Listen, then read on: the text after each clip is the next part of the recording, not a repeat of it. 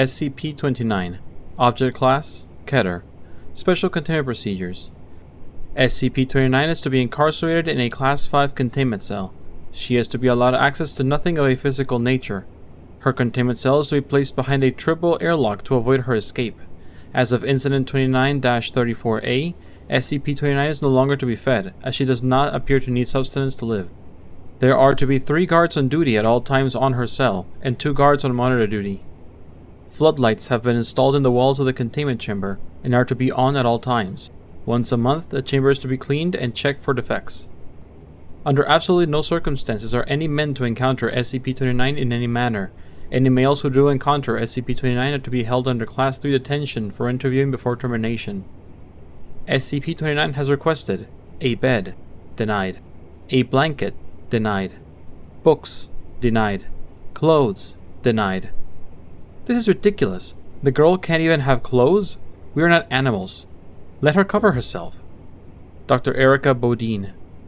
Dr. Bodine, you are granted permission to deliver clothes to SCP-29. Dr. Light.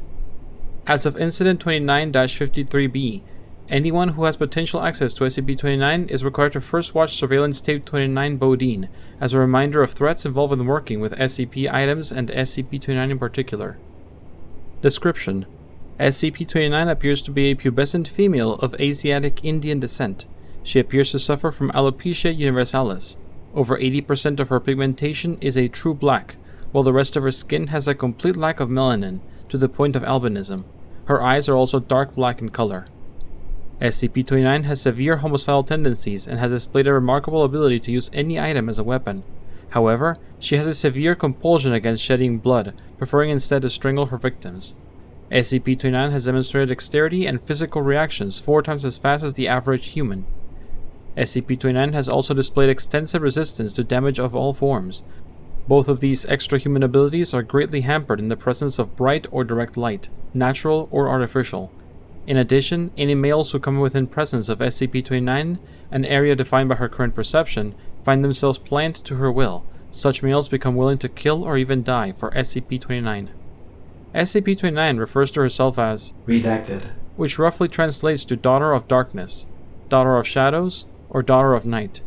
Interviews with SCP-29 have proven difficult to conduct due to SCP-29's constant attempts to kill or convert all who speak to her. Over her years of captivity, the black patches on her skin have increased in size. SCP-29 was first brought into the Foundation's attention by an agent working in rural India. An attempt on his life led to a small cult of men who claimed to be thuggees, in service to the daughter.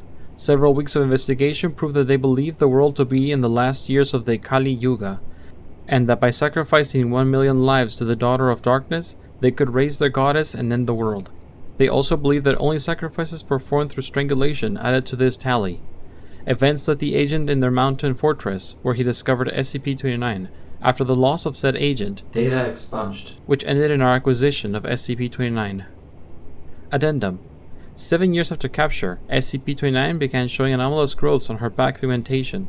When questioned about it, she claimed her followers were on the move once more. Investigation led us to a concentration of so-called thuggees that had escaped our initial foray. After discovering that all her followers were there for one of their holidays, a tactical airstrike was called in. When the first bomb dropped, SCP-29 awoke from a slumber, screaming at the top of her lungs. SCP-29 continued to scream for the next 4 hours, ranting and raving that we were killing her people. Since that event, the growth of pigmentation has stopped completely. Also, since said event, SCP-29 has redoubled her efforts to escape. SCP-2820 has been proposed as a possible method of neutralization should the situation worsen.